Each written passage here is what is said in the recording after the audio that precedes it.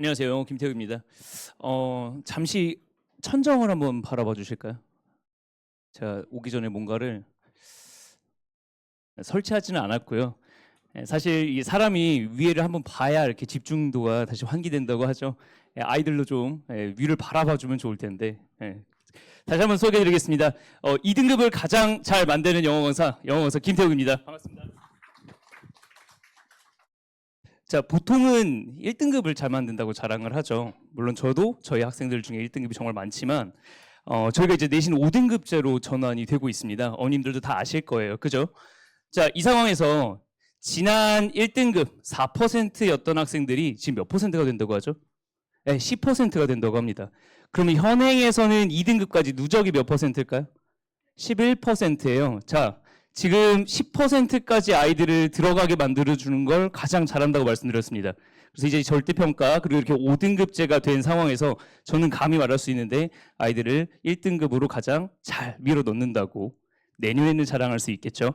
자, 그리고 이제 3등급까지 24% 누적이었는데 지금은 34%가 훌쩍 넘어가죠. 2등급까지. 자, 그렇기 때문에 지금 1, 2등급을 제외하면 그 외의 등급들은 사실상 그렇게 큰 의미가 없다고 보셔도 되겠습니다. 자, 그렇기 때문에 2028학년도 대학 수학 능력 시험을 생각해 보시면 어머님들 영어에 혹은 수능에 변별력이 올라갈 수밖에 없다는 생각을 하셔야겠죠. 영어는 정말 다행히도 아직까지도 절대평가고요. 이 실력을 1학년 때 혹은 2학년 때 금방 쌓아놓고 다른 쪽으로 가실 수 있다는 거 기억해 주시면 되겠습니다. 자, 그럼 이제 내신 1등급의 의미가 어떤 게 되냐라고 할 때 지금 지금 영어가 수능은 절대평가인 상황에서 내신도 절대평가 아닌가요? 가끔 그렇게 여쭤보시는 분들이 계세요. 이제는 절대평가 된다고 하죠. 자, A등급 받으려면 90점은 넘겨줘야 된대요.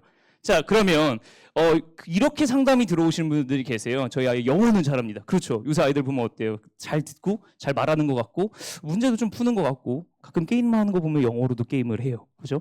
자, 그리고 이렇게 말씀하십니다. 항상 A등급 받았고 고3 모의고사 풀려보면 1등급이래요. 되게 전형적인 레파토리입니다. 근데 이 학생들, 이렇게 말하는 학생들이 고등학교에서 받을 수 있는 등급 4등급까지 내려왔었어요. 지금으로 따지면 3등급까지도 받을 수 있겠죠. 자, 이 학생들 1학기 1등급부터 3등급까지 그래도 꽤 한다는 학생들 모고 등급 비율 보시면 1등급 80%가 훌쩍 넘어요. 그리고 생각보다 높진 않지만 이 주변 학교 아이들 3월 모의고사 보면 1등급 비율이 43%가 넘습니다. 그럼 영어 실력이 43% 안에서 결정이 된다는 건데 이 아이들끼리 경쟁해도 벌써 아까 말씀드린 2등급도 못 받는 학생들이 생기겠죠. 자, 그렇기 때문에 영어 고1 1등급이에요. 고2 2등급 1등급이에요. 고3 1등급이에요가 어떻게 보면 나와 전혀 상관없는 아이들과 비교하고 계시는 거라고 생각하셔도 되겠습니다. 자, 그럼 고등학교 지금 처음 보내시는 분들도 계실 거예요. 자, 영어가 어떻게 바뀌냐라고 한다면 교과서 두 과에 뭐 조금 프린트 나오고 혹은 조금 어려운 거 나오는 이 암기, 성실성이 중학교 때 메인이었다면 고등학교로 넘어오시면 이해가 포인트가 됩니다. 성실성이었다가 이해로 바뀌죠. 그러니까 아이들이 어떤 말을 하냐면요. 쌤, 쟤는 머리가 좋아요.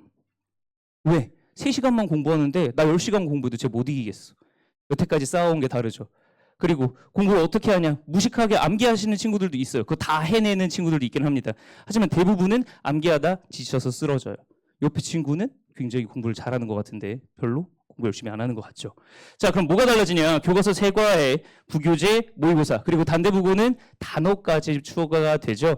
어느 정도 범위라고 생각하시면 되냐면 부교재 8과 정도가 포함이 되는데 2과가 교과서 1과라고 생각하시면 됩니다.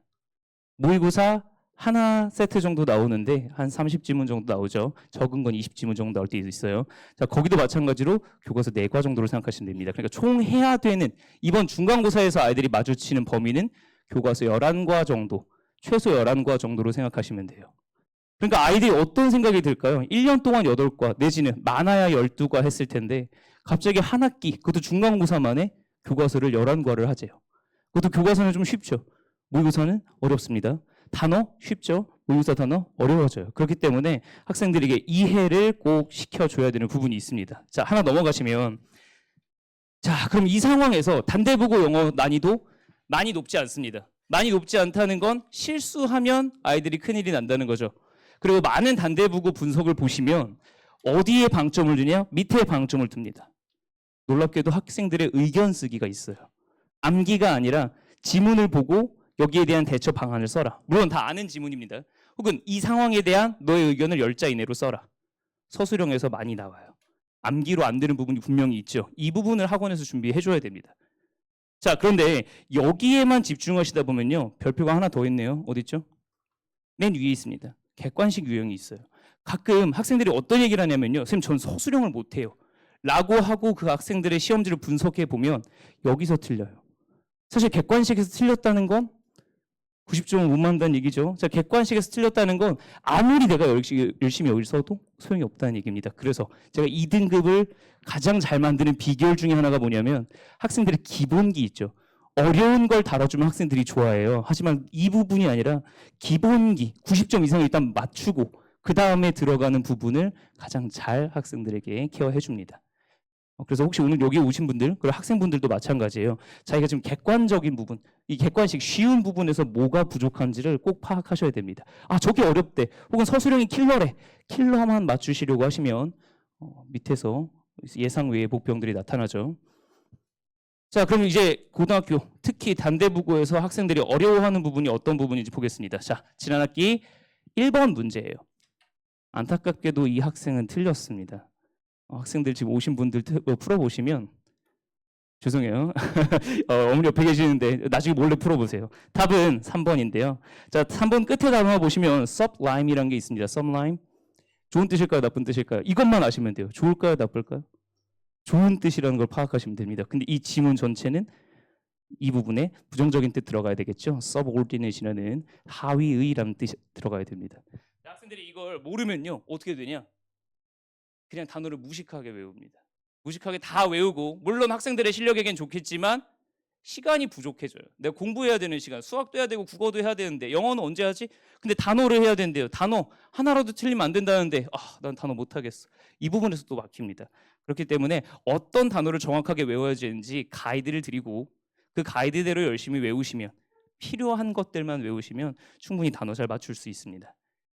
자, 그 다음 볼게요. 이번에는 아까 말씀드린 대로 암기가 아니라 이해의 영역입니다. 어법 보시면 지금 문법 약하다라고 하시는 분들 계세요. 아이가 문법이 약하다? 문법이 약하다고 해서 문법 처음부터 끝까지 다 돌린다 이러시면 안 됩니다. 고등학교에서 나오는 거, 수능에 나오는 건 딱 5가지밖에 없어요.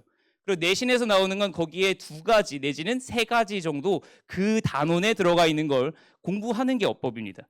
절대 어법 공부를 처음부터 끝까지 다 돌려서 내가 어법 전문가가 돼야지? 사실 저도 어법 전문가가 돼서 아이들에게 가르쳐 줄 필요가 없어요. 왜? 다른 부분들을 학교에서 안 나오기 때문이죠. 수능에서도 어법 문제 예전엔 2문제 나왔습니다. 10년 전에. 지금은 1문제 나와요. 예전엔 3점짜리였는데 지금 2점짜리예요. 오답률 탑10 안에도 못 들어갑니다. 어법은 나오는 것만 열심히 공부하실 수 있도록 수업에서 진행을 할 거고요. 자, 그리고 마지막으로 지금 독해 혹시 뉴스 읽는 학생 있나요? 이거요? 뉴스는 보나요? 보겠죠. 자, 뉴스는 안 볼 거예요. 자, 그런데 이런 비문학 지문들을 보시면 여기서 이제 여러분들에게 어려움이 생깁니다. 안타깝게도 한글로 주면 너무 좋겠죠. 왜냐? 내가 이거 아는 지문이니까. 자, 근데 아는 지문인데 이쪽 한번 볼까요? 같은 해에 나온 문제입니다. 오른쪽 보시면 영어로 주제를 물어보거나 혹은 제목을 물어봐요. 비유적인 표현 혹은 여기 밑에 선지를 어려운 단어로 바꾼 것들. 여러분들에게 쥐약이에요. 왜? 내가 아는 지문이야. 근데 밑에 선지에는 모르는 단어가 나오죠. 자, 이 단어들 미리미리 공부할 수 있도록 학교에서 지난 5년간 가장 많이 나온 단어로 수업 시간에 아이들에게 트레이닝을 시킵니다. 자, 마지막으로 여러분들에게 킬러가 되는 부분이죠. 자, 보시면 여러분들에게 생각을, 의견을 영어로 쓰시오가 나옵니다. 자, 그러면은 잠깐 방금 첫 번째 했던 내용 생각해 볼게요. 우리가 객관식을 다 맞췄어요. 다 맞췄습니다. 그 다음에 이제 서술형을 내가 쓰냐 못 쓰냐의 차이였죠. 자, 그런데 이제 여러분들에게는 너무나 다행히도 10%까지는 1등급을 만들어 주겠대요. 옛날에 4%일 때는 정말 피 터졌죠. 내가 제대로 썼나? 어법적으로 맞췄나? 자, 그런데 내가 10% 안에 들고 싶다, 1등급을 받고 싶다라고 한다면 나머지 다 해결하시고 그 다음에 이 부분을 해결하셔도 늦지 않습니다. 만약에 나머지가 다 해결된 학생들이다? 그럼 일로 들어가면 되겠죠. 자, 그게 딱 구분이 돼야 됩니다. 뭉뚱그려서 그냥 영어 열심히 하시겠다고 하시면 등급이 잘 안 나와요. 자, 그래서 지금 2월 말까지 여러분들이 하셔야 되는 것들은 요 세 가지입니다. 지금 내가 어법이 좀 약하다라고 했을 때 수능 문제를 한번 풀어보세요. 최근 5개년 수능 문제를 풀면서 그 문제의 답을 찾는 게 아니라 이 문제가 뭘 비교하는지 알면 어법은 완성된 겁니다. 예를 들면 형용사에 밑줄이 쳐져 있어요. 그럼 뭐 물어보는 거죠? 부사예요. 어머니 집에 가서 한번 테스트해 보시면, 자, 형용사에 밑줄 쳐져 있어요. 뭐랑 비교하는 거? 부사랑 비교하는 거. 그럼 누가 결정할까요? 동사가 결정합니다. 이 세 가지 키워드가 탑재되어 있는지. 자, 대세 밑줄 쳐져 있어요. 근데 앞에 명사가 없네. 뭐랑 비교할까? what이랑 비교합니다. 요런 키워드를 가지고 어법을 풀어낼 수 있는지 없는지만 확인하시면 됩니다. 자, 그리고 이쪽 정치, 법, 사회, 과학, 철학, 상식 요 부분에서 자기가 좀 부족해. 그러면 잘 됐죠. 국어도 하고 영어도 하고. 내가 몰랐던 지문들을 읽어보시면서 몰랐던 개념이 나올 때 어떻게 해결할 수 있는지를 확인하실 수 있어야 되고요. 자, 그리고 여기는 에센셜 최소한입니다. 자, 어휘를 봤을 때 지금 하이퍼, 어드밴스 하이퍼, 그리고 뭐 어휘 끝, 블랙보카, 블랙라벨 이런 것들 지금 외우시고 있다면 잘하고 있는 거예요. 하지만 만약에 이 정도 수준을 외우고 있지 않다면 둘 중 하나죠. 내가 단어를 너무 얕잡아 봤거나 아니면 단어가 부족하거나 빨리 단어를 채워주셔야 됩니다. 그래서 아까 말씀드린 건 이런 겁니다. 밑줄을 쳤을 때 어떤 것들이 맞을지 틀릴지 그리고 뭘 비교하고 있는지 이런 것들을 알아봐 주시면 좋겠고요. 자, 그리고 학생들에게 이제 하나만 당부할게요. 자, 단어를 외우실 때 단어장 첫 번째 있는 단어만 외우지 마십시오. 알죠? 자, 여러분들 보시면 통과하려고 단어 테스트 통과하려고 그냥 첫 번째 것만 외워요. 근데 아까 첫 번째 나왔던 sublime이라는 단어 있죠? 자, 거기에는 터무니없는이라는 뜻도 있습니다. 숭고한이라는 뜻도 있지만 터무니없는이라는 뜻도 있어요. 어떤 게 나올지 모릅니다. 캐비넷을 외웠을 때 캐비넷 내각이라고 외우신 분들 잘 외우셨죠? 캐비넷 보면 트럼프의 캐비닛이래 했을 때 이해 못 하시는 분들도 있어요. 학생들 보면 내각 물어보면 뭐라 그래요? 외각? 진짜로 그렇습니다. 이 아이들에게 이런 것까지 가르쳐 줘야 되는 상황이에요. 자, put up with 얘의 동의어들 외우실 수 있어야 되겠죠. tolerate를 처음 줬을 때 얘가 나오는 게 아니라 얘를 봤을 때 견디다라는 뜻이구나. endure, tolerate 두 개 정도는 머릿속에 딱 떠올라야 돼요. 여기까지가 영어의 완성입니다. 생각보다 길이 멀죠. 자, 그럼 마지막으로 3월 말까지 그럼 이제 내신을 어떻게 해야 되냐? 반복의 반복입니다. 자, 이제 내신 5등급제가 되면서 절대평가 기준도 찍혀 있어요. 90점 넘어야 성적표에 A 찍어줍니다. 자, 이 A를 찍어주는데 사실 A가 문제가 아니라 등급이 문제죠. 대학에서 A를 볼 것 같지는 않아요. 하지만 내가 1등급인데 A가 안 찍혀 있으면 왠지 기분이 좀 좋지 않습니다. 학교 선생님들도 혼란이 많아요. 자, 그렇기 때문에 90점 이상을 맞춰주면서 등급까지 맞춰주려면 느낌이 오시죠? 무조건 90점 이상에서 한두 문제 싸움이에요. 자, 이 상황에서 아이들에게 너 영어 잘하니? 라고 물어봤을 때 저 잘해요 라고 하는 학생들에게 훨씬 더 좋은 싸움이 되고 있습니다. 왜냐? 영어 내신의 난이도가 예전에 뭐 80점대가 1등급일 때도 있고요. 70점까지 가진 않지만 이렇게 왔다 갔다 하는 상황에서 싸울 수 있었지만 지금은 무조건 90점 이상으로 맞춰주실 거예요. 자, 그럼 이 상황에서는 영어를 잘하는 학생들이 훨씬 도움이 됩니다. 그럼 이 학생들을 어떻게 따라가야 될까요? 반복에 반복, 계속해서 반복해야 되겠죠. 자, 수업은 이렇게 진행됩니다. 첫 번째는 바로 여러분들 분석지 나눠드립니다. 분석지에서 제일 중요한 부분들 알려드릴 거고 아까 말씀드린 대로 학교에서 어떻게 나올지 매일매일 테스트 진행하고요. 자, 그리고 주간지 나눠드릴 텐데요. 데이 1이라고 적혀 있습니다. 몇 가지 있을까요? 데이 6까지 있겠죠. 왜냐면 다음 수업에 와야 되니까요. 자, 이 주간지가 제대로 되지 않았을 때는 평일에 클리닉이 들어갑니다. 자, 그 다음 제가 자랑하는 단대부고에 딱 맞춘 시험지 배부합니다. 자, 일주일에 한 번씩 시험을 보고요. 여태까지 봤을 때 이게 어디에 가장 중요하냐면 예비고1 학생들한테 중요해요.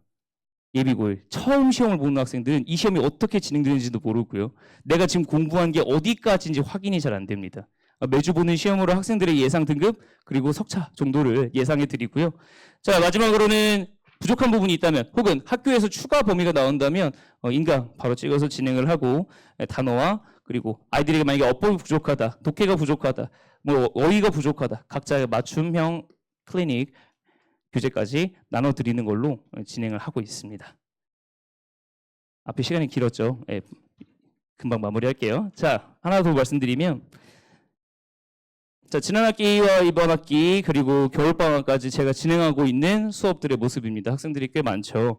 보통 평균적으로 저는 지금 진행하고 있는 학생들이 평균적으로 40명, 제일 많은 반은 70명 정도 진행하고 있습니다. 한 학년이 70명의 경우도 있어요.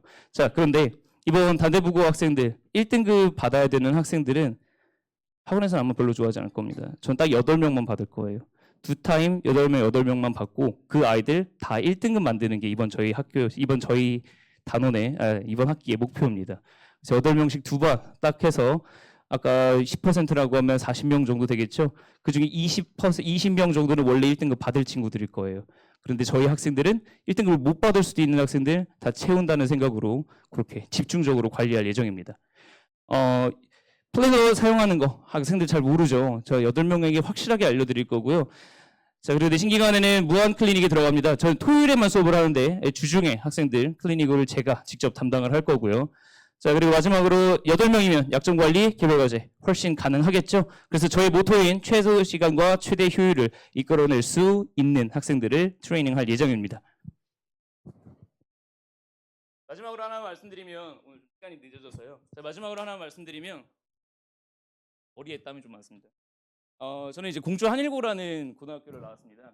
그 학교 같은 경우는 아이들이 지금은 조금 다니던데 저 다닐 때까지는 2달에 한 번 집에 가고 핸드폰 못 쓰고 무조건 혼자 공부해야 되는 학교였어요. 2학년 때까지는 인강을 못 봅니다. 1학년 때는 무조건 자습이에요. 거기서 정말 많은 시행착오를 겪고 아이들이 어떤 부분을 가장 어려워하고 어떤 부분에서 멘탈이 가장 흔들리는지를 저는 가장 잘 알고 있어요. 놀랍게도 여고 학생들은 잘 모릅니다. 남고였었거든요, 거기가. 그래서 남고 학생들에 대한 마인드는 제가 정말 잘 알고 있고 전 대부분 남고만 진행하고 있어요. 자, 그래서 이 학생들에게 어떻게 공부를 할지 반드시 알려드릴 예정입니다. 꼭 수업에 참여하지 않으시더라도 자, 2월 15일, 2월 22일에 내신 무료 공개 강의가 있습니다. 자, 참가자 한정으로 무료 분석 자료, 플래너, 그리고 아까 말한 5가지 어법에 관련된 자료 나눠드리고 학생들에게 단기 특강 할 예정입니다.